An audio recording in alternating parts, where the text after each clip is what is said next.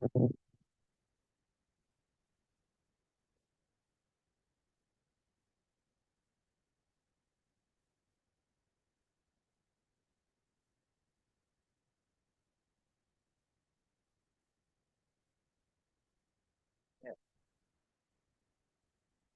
Hello. There we are.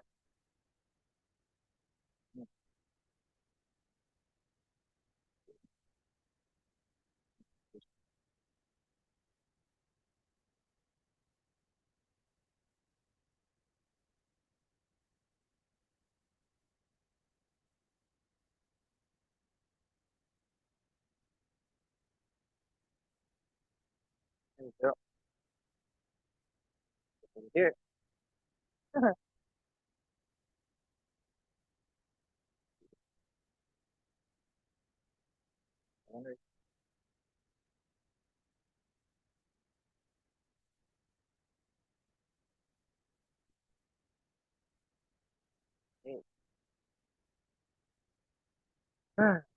And action.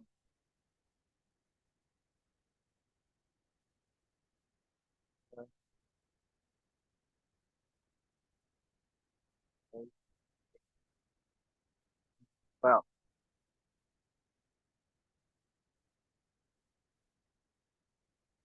that's stuff, Christmas stuff. Home Depot.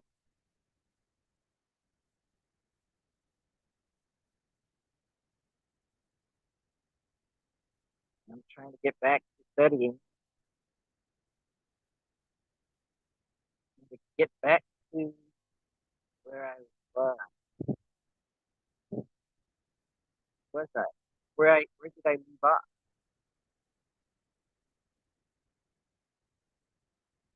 So beginning started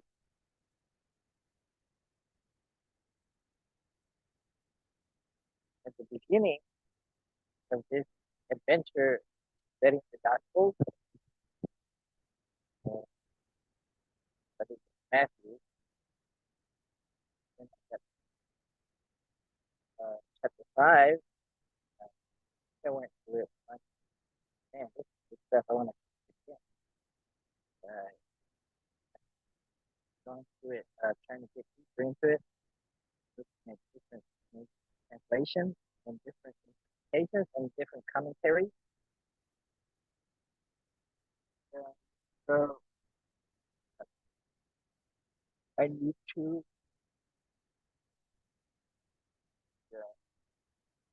yeah, I thought this one might be interesting. See what this one has to say.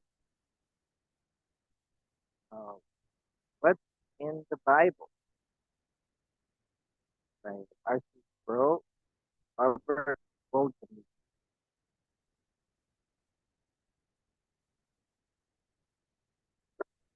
So is the Dr. R.C. Sproul, Brown, R.O. Chairman and President of the Brigadier Institute.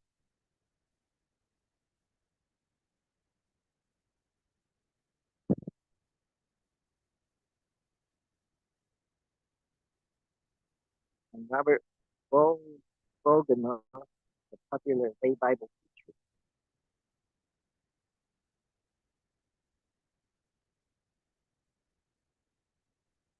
Uh, anyway, it's called titled What's in the Bible?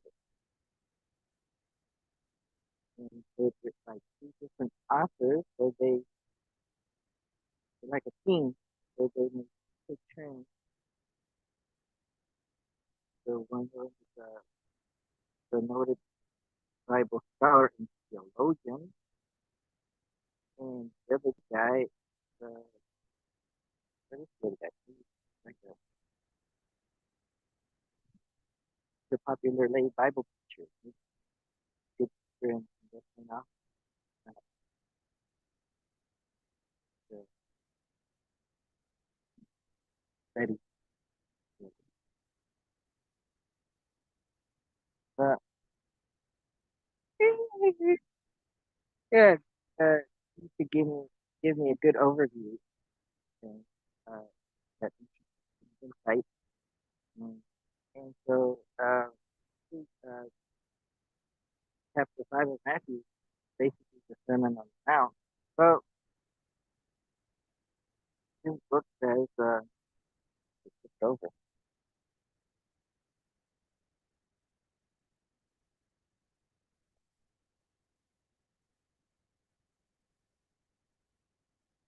And on the right more,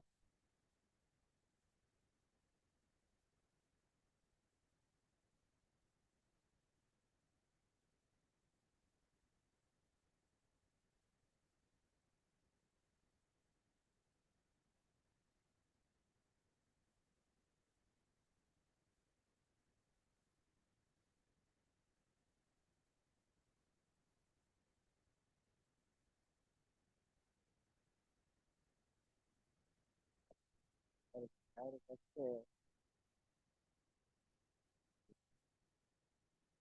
more like, the section talks about Sermon on the Mount. Hey, here's this book. So this was no ordinary sermon.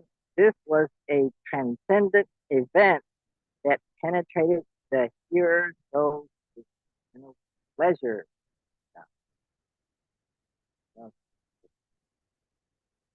this kingdom required both obedience and personal relationship with the Father. To reject this would result in eternal loss. So much for being nice.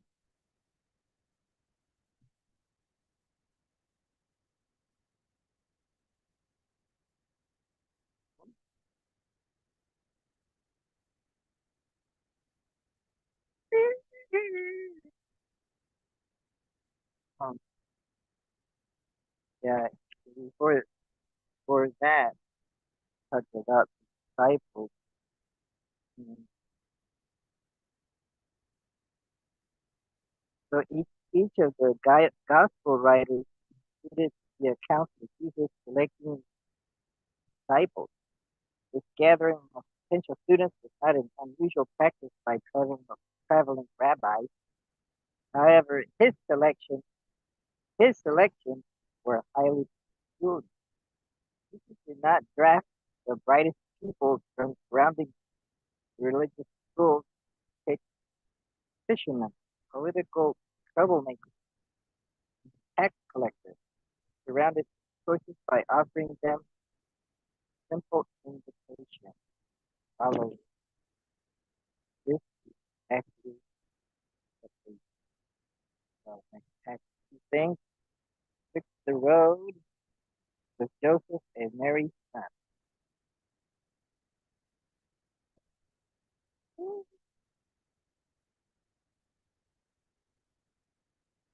Took the road, Joseph and Mary's son.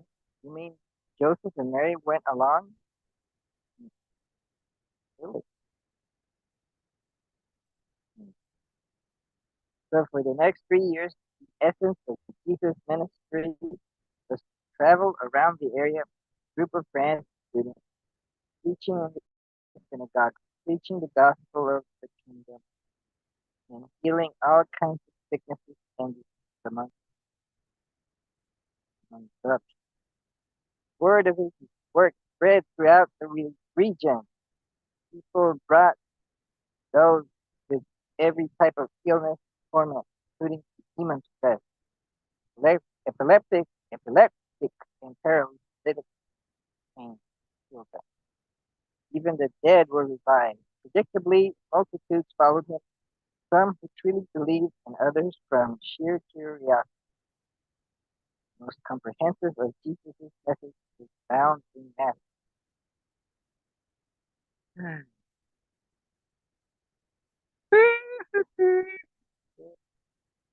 Wait,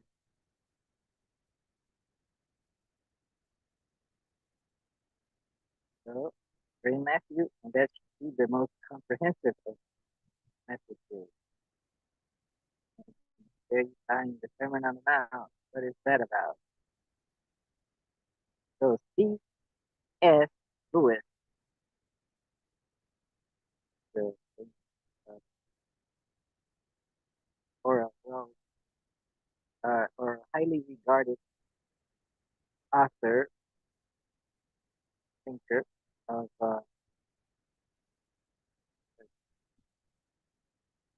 wrote stories that is based on the influencer. C.S. Lewis wrote that anyone who reads the Sermon on the Mount is not filled with fear, not understand what Jesus is saying. The reason for this wise commentary is that Lewis understood the sermon context, like Old Testament speeches given by Elijah, Isaiah, Jeremiah. The blessings and warnings of this oracle were prophetic. So this Jesus and his Sermon on the Mount and being a prophet, this was like an oracle. Hmm, right.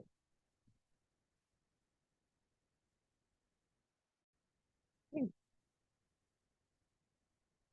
Jesus had just said that his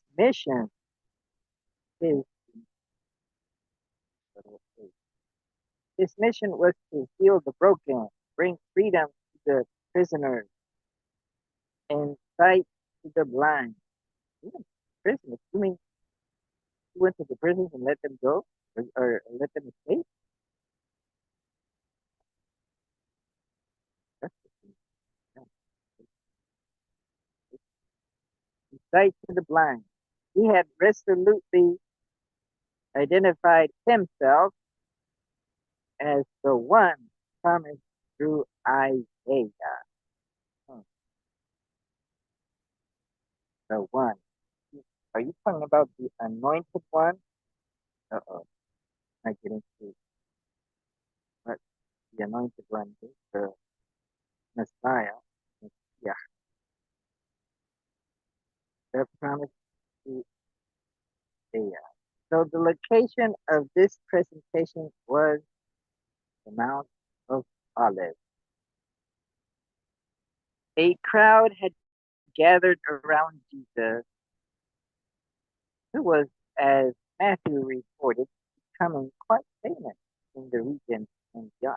The people were experiencing flash of power for authoritative preaching provided plenty of first Jesus literary device of prophetic for these divine pronouncements of God's blessing upon those who demonstrated a certain attitude. The rewards to those who obey words are deeper than happiness and more significant than joy. Oh wow. Deeper than happiness, more significant joy. More significant than joy. So those faithful to the Messiah's admonition could consider themselves blessed with being given a heavenly benediction from God Himself. This was no ordinary sermon. This was a transcendent event that penetrated the hearer's soul with the eternal treasure of God. And the message gave was filled with irony, the topsy-turvy announcement of kingdom value.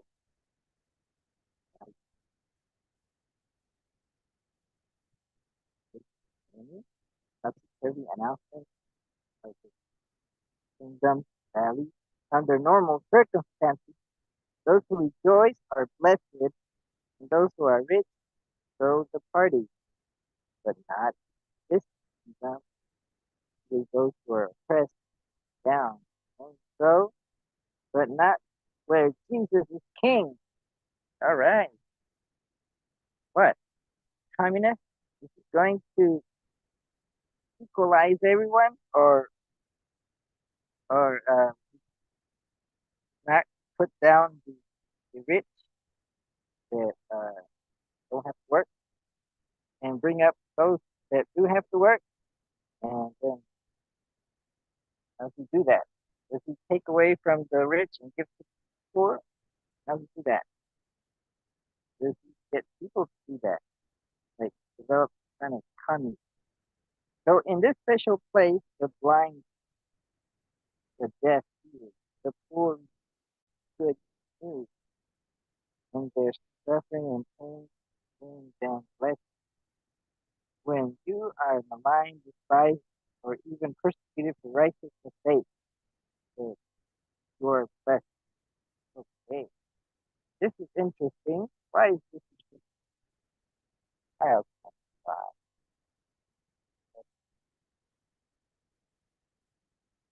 it. Or I can't tell you why. Or I can tell you why. So hold on to that thought. Hmm, hmm.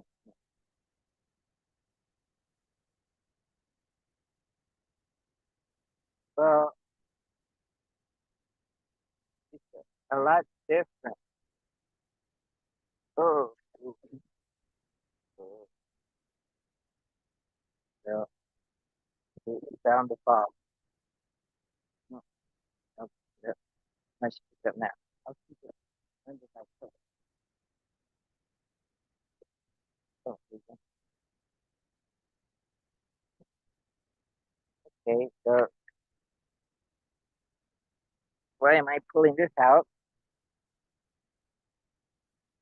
I'll tell you why. Okay, good. Okay,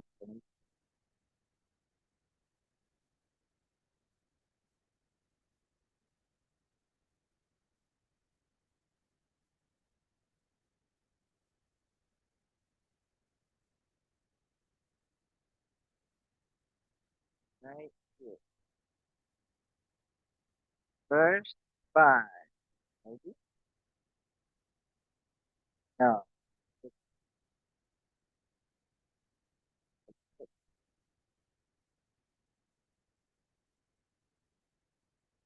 Oh, here it is. Maybe?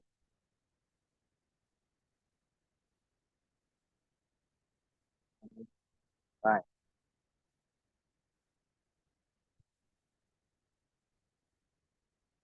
Okay, here it is. Let's read this, and I'll tell you where it's very good. Just sort of I just studied what it's saying. Whenever others, because of their jealousy, treat me badly with abuse, insult, slander, in other unjust ways, may I accept this, beat myself, and offer the victories to others. So, this is what it means. So, there's a commentary to it, kind of to unpack what it means. That was verse 5. Let me reread it for its intent. Whenever others, because of their jealousy, treat me badly with abuse, insult, slander, or in other unjust ways, may I accept this, defeat myself, and offer the victory to others. I don't like the way that worded. The others are the ones that are causing harm. So whenever others, basically whenever others cause harm, I I give them the victory and accept my here's what I understand. Or maybe it's one with them. So Learning to accept loss and defeat for ourselves and offering gain and victory to others is the very foundation of the Bodhisattva practice. Although it may appear at the world level that we suffer loss by way of practice, ultimately the practitioner receives the greatest benefits of spiritual wealth virtue. In learning to accept harsh or unjust treatment, we should not allow ourselves to react, anger, behave, in unvirtuous ways, turn, or to abandon others because of their actions toward us. This is the essence of accepting defeat and offering the victory, and the accomplishment of supreme patience and kindness. By accepting defeat and offering the victory to others, with the pure motivation of heartfelt compassion, we destroy the ignorance of our self-cherishing and its very root. Oh, so why did I do that? So this what I actually what did I read? Okay, so what I read was verse 5 of 8 verses. Maybe it's verse 4 of 8 verses. It's in there in all these verses. Basically, it is from a work called the 8 Verses for Training the Mind. It was composed by Buddhist master Langtzu Sampa. Langtzu, Issue Lang. They add issue as a title to say that he's very burned with a puke kind of guy. No, maybe he was a master. Anyway, the the this I think you call it a poem. This verse. So uh, it's considered highly regarded. Considered well in the present. It's a highly revered text from the Mahayana Lojong Langchen tradition. These instructions offer essential practices for cultivating awakening mind of passion, wisdom, and love. The 8 verse Lojong enshrines the very heart of Dharma, revealing the true essence of the Mahayana path of liberation.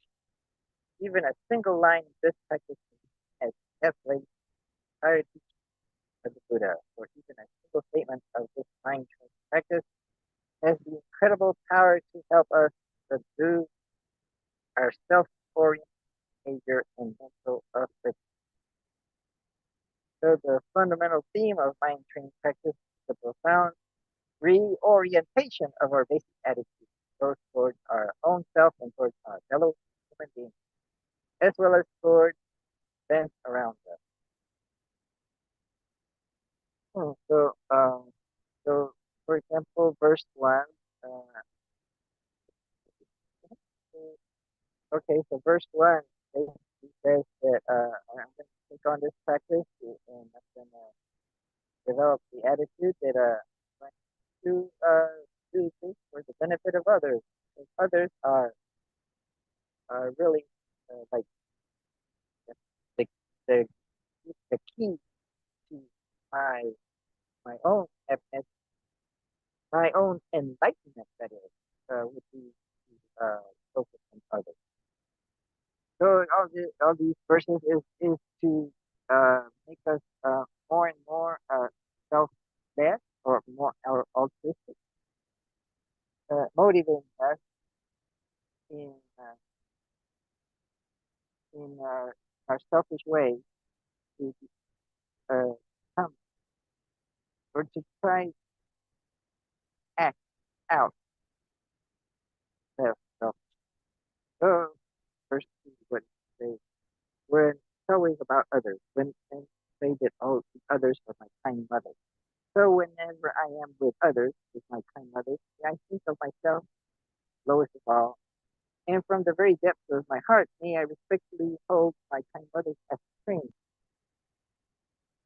So yes, you would want to hold your kind mother supreme because you kind of indebted to her. Perhaps.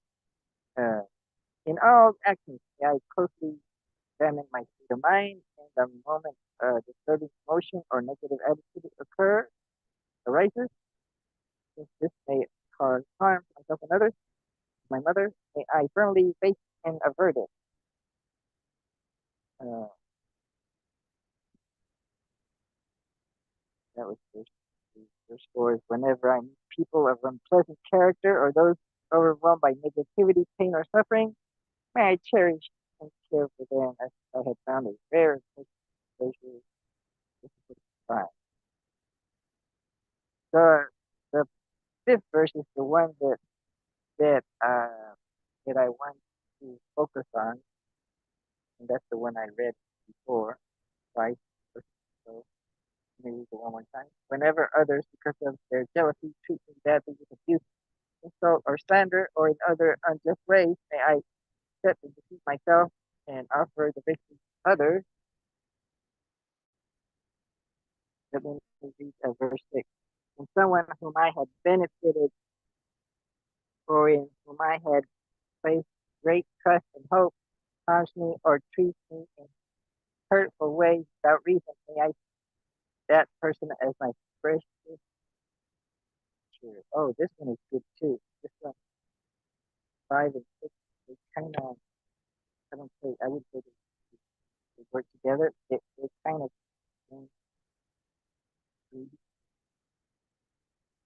they're dealing with others that are giving, giving me personally a hard time. So, so in the first one, the verse 5, it's saying that these others, they really aren't, that I accept that as their victory and in my arm or my feet. I have to accept that thought.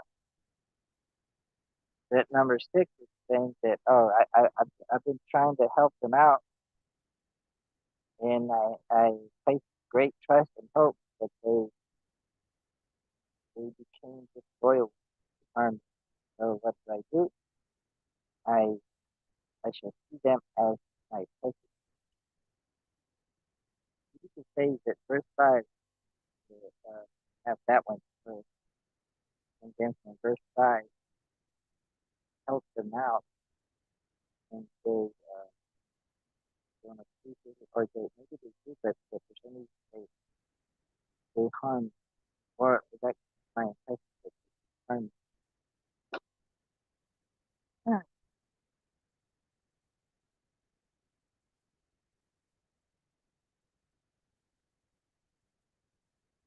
then verse 7 and emphasize more and more that may I ask it both directly and indirectly all health, happiness, benefits to all beings, all my mothers, and may I really take upon myself all of their harmful acts and stuff. So not only have they harmed me when they were trying to help me, I'm gonna take what they are suffering to get on myself. As if it was karma, I'm gonna take on their karma. And then verse 8 is the final one, and so it says keep all these practices in the conversation. Yeah, recognizing the emptiness and illusory nature of all things and liberated the bondage of attachment and taking use of reality. Yeah. So that, that, that's 8 verses for training the mind that I looked at verse 5 and 6 and of this verse in the Sermon on the Mount.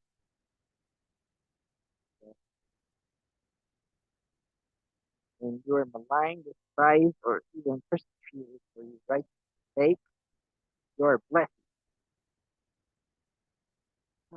Oh, they're different, but they're the conditions could overlap, right?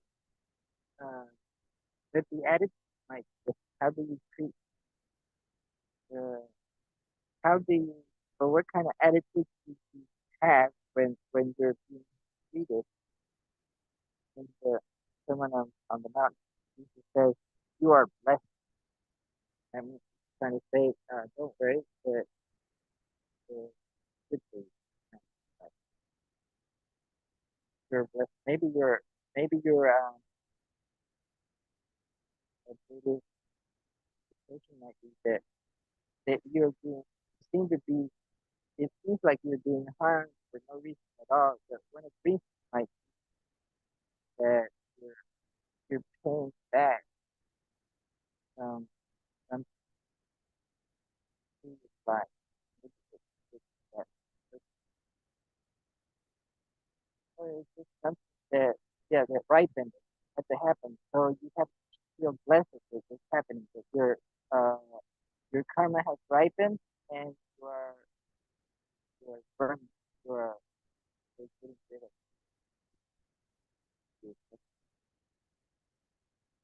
it. So that's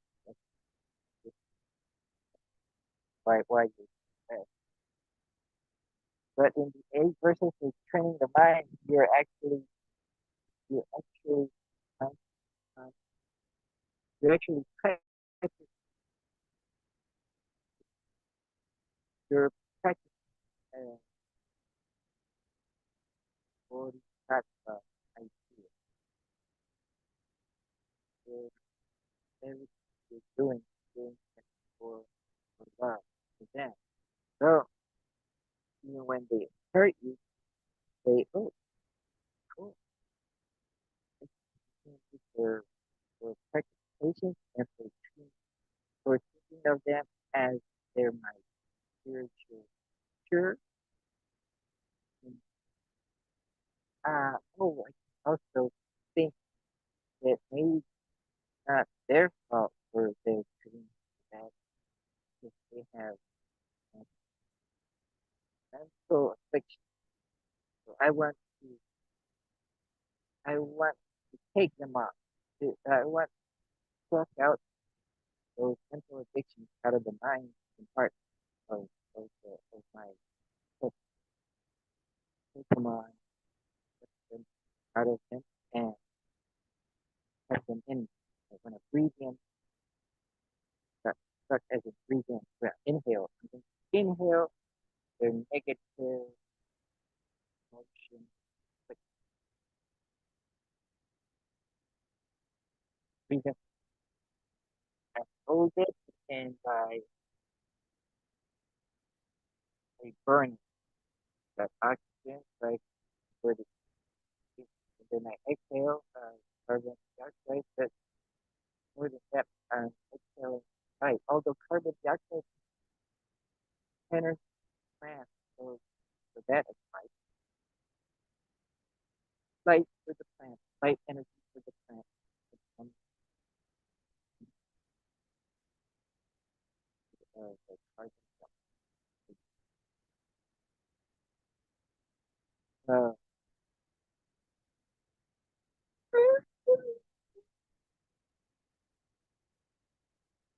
Anyway, so when a person is familiar with these difficult mind transformations or way of viewing person is like this, like this one here, that when you're maligned, biased, or even persecuted for righteousness sake could be like you're trying to help them, right to do, and love your enemy. When your enemy treats you bad, so what you say, you lash out on them, at them. No, you say, oh wow, that's cool, thanks, that's cool. But yeah, that's in the Bible, and that's what uh, Buddhist literature is. And 8 versus training the mind, which is based on larger, yeah. So I guess 8 versus training the mind are like an outline, like reminder. Like, they saying to memorize 8 verses. So every time the first 5, 6, okay, I'll apply that attitude. And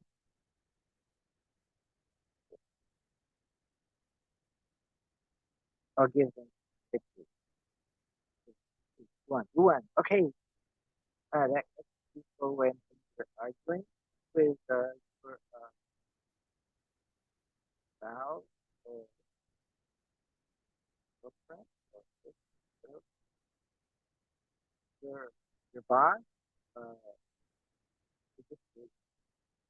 your friend, uh, you're, you're arguing. Oh, and maybe you were speaking to find a mistake in their argument, and so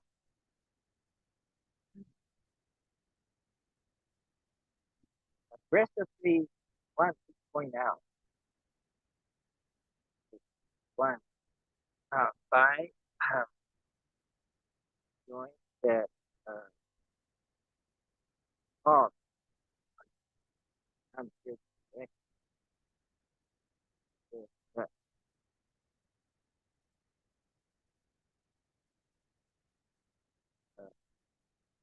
uh, they so maybe it's serious person or on your rank that's the boss and that's the boss and especially if your boss is surrounded by audience and that's my answer. So instead of that, I first by offering the victory to your boss, yes, I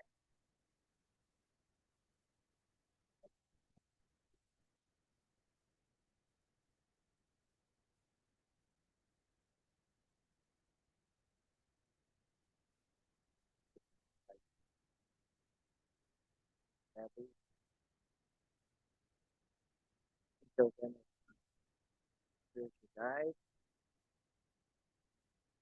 and they're going to keep on their karma detail on the quickest emotion.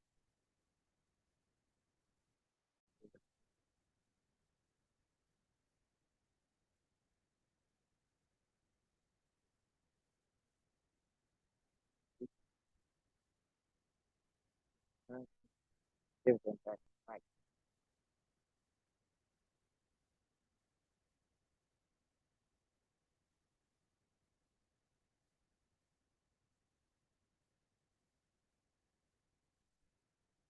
Basically, what was on the self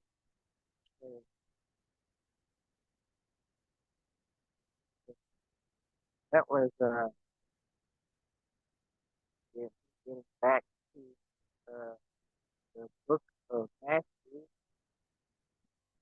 we're going over women of house, and specifically the verse on righteousness. So you're being righteous, you're acting righteously, you're well, receiving your act and reject them when badly, then like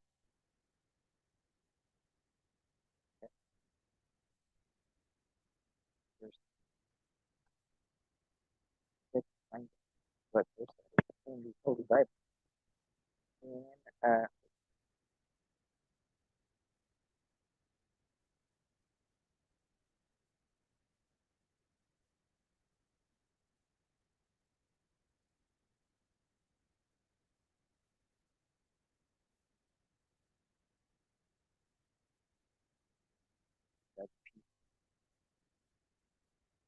There it is. Verse 10.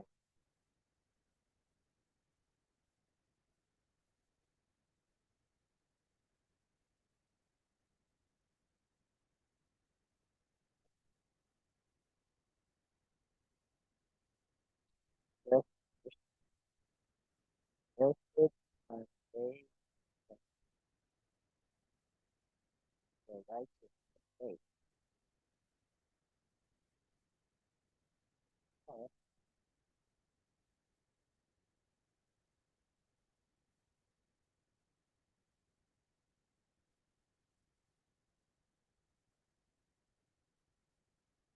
where did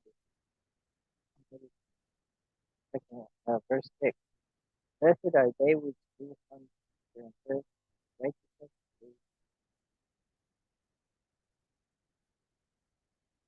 Oh, maybe it's 11. Blessed are ye when men shall revile you, curse you, and shall say all manner of evil against you falsely for my sake. Right? That is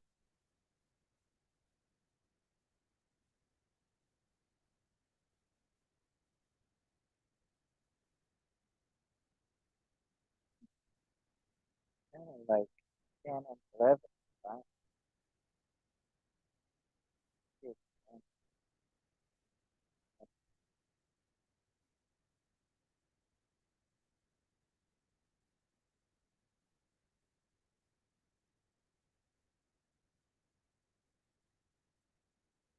word righteousness. Uh, verse 9, verse 6, right? Right?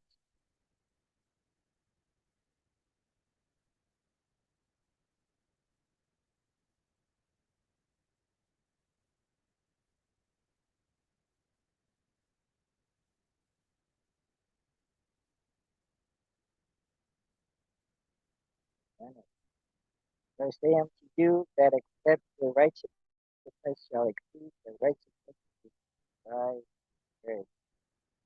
Shall invoke it into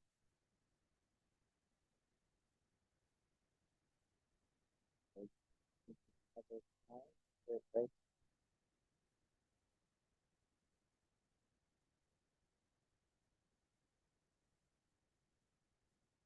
right, yeah, so C.S. Lewis says that if you read this Sermon on the Mount, you don't develop some fear, get it. I guess I get it. Except for maybe the one that, that I kind of did, the one about being uh, a woman, seeing a woman with lust in the heart.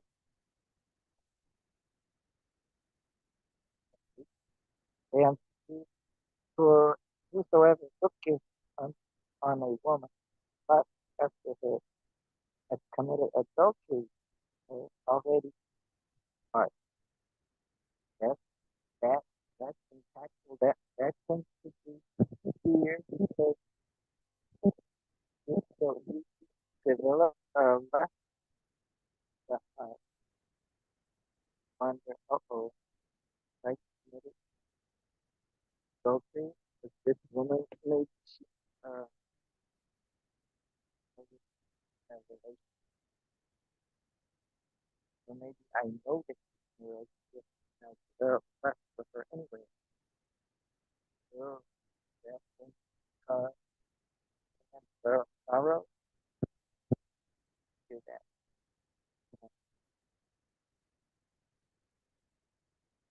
That yeah, that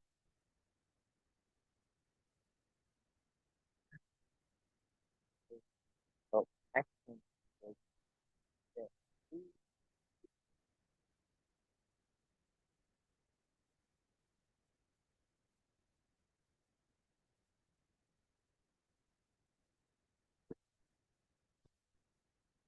Yeah, let's go and hope you enjoyed this.